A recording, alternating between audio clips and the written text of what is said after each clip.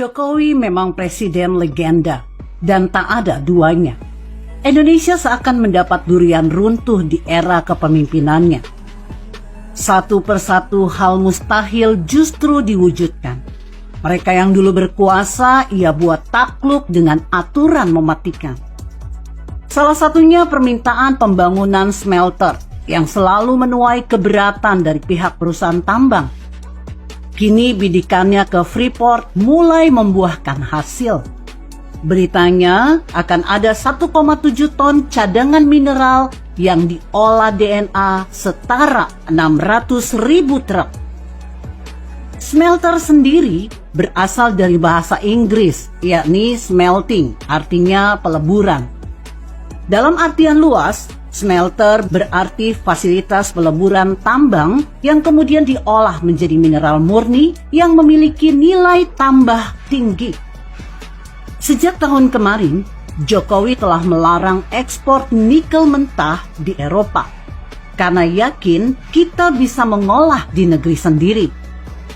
Hal ini diwujudkan dengan kerjasama RI dan Cina untuk pengolahan nikel di Sulawesi dan kini disusul PT Freeport. Hal yang sebelumnya dinilai mustahil karena nilai investasi smelter yang sangat besar. Seperti diberitakan detik.com, Ketua Asosiasi Pertambangan Indonesia, Martiono Hadiato mengatakan, di antara 5 komoditi yang sudah dilakukan kajian, pasir besi kesimpulannya ekonomis. Nikel dan alumina layak secara ekonomi, tapi butuh 2 syarat. Sedangkan timbal, seng, dan tembaga tidak. Besi untuk dijadikan spong iron.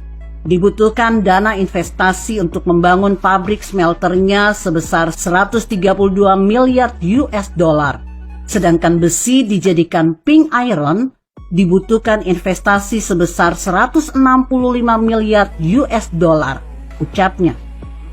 Sedangkan nikel dan alumina layak secara ekonomi, namun membutuhkan 2 hal strategis.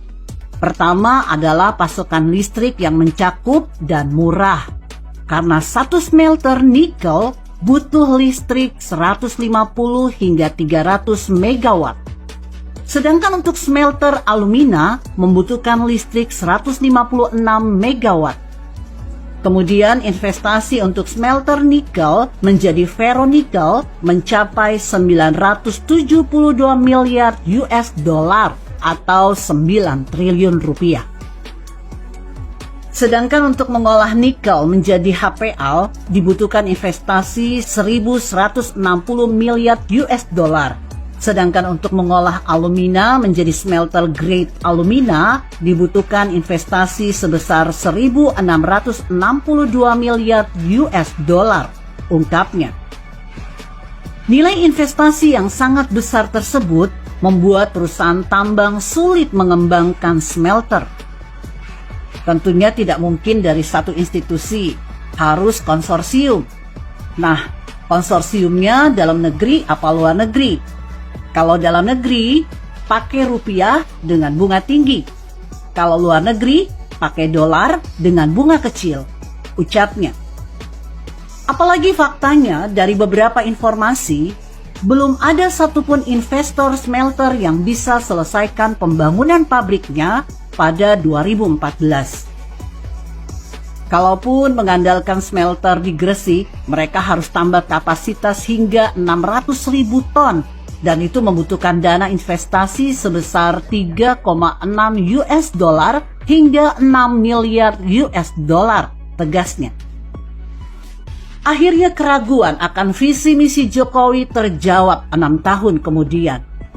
Dirinya kini secara resmi menyaksikan groundbreaking pembangunan terbesar dunia di Gresik yang dikelola PT Freeport.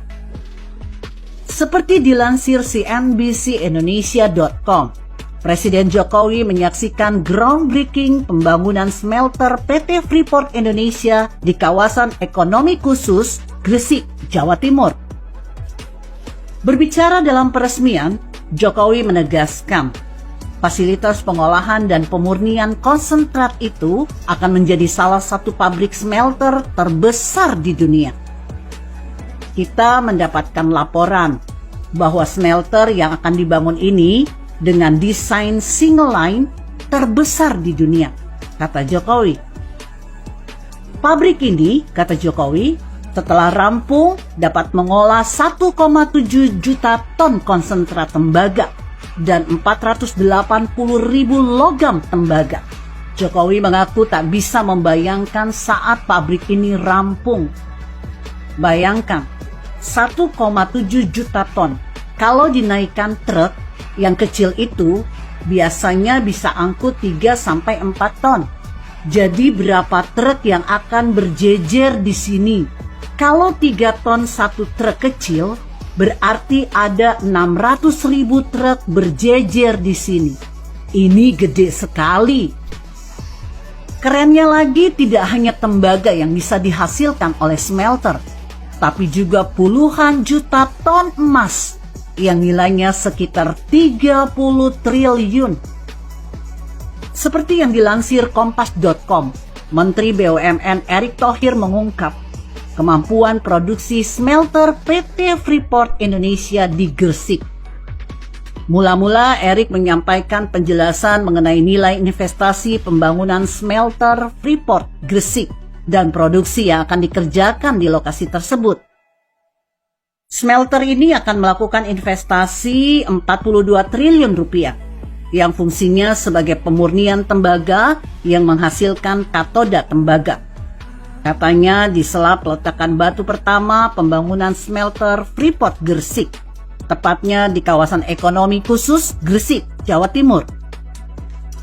Juga fasilitas pemurnian logam berharga yang menghasilkan emas, perak, dan logam berharga lainnya.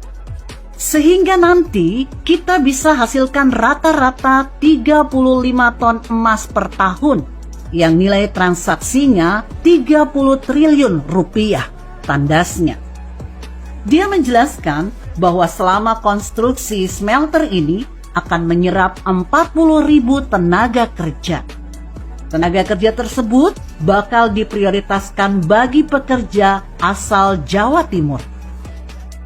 Akhirnya kita tahu, Jokowi laksana malaikat yang diturunkan Tuhan untuk membenahi Indonesia. Negara yang dulu terkenal sebagai sarang koruptor dan dinilai mustahil untuk maju, nyatanya malah bikin seluruh dunia gempar.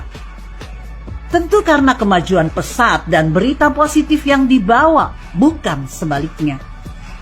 Hanya manusia-manusia yang berhati kotor yang terus memfitnah dan mencaci maki Jokowi karena suatu hal, tapi tutup mata akan semua usahanya. Semoga saja akan ada penerusnya yang juga mewarisi kerja keras dan visioner seorang Jokowi. Dirinya telah membuktikan bahwa tak perlu takut melangkah selagi tujuannya untuk memajukan rakyatnya. Begitulah kura-kura. Artikel ini ditulis Niha Alif di siwot.com. Jika Anda berpendapat lain, berikan komentar Anda di kolom komentar. Saya Emma, Karisma 90.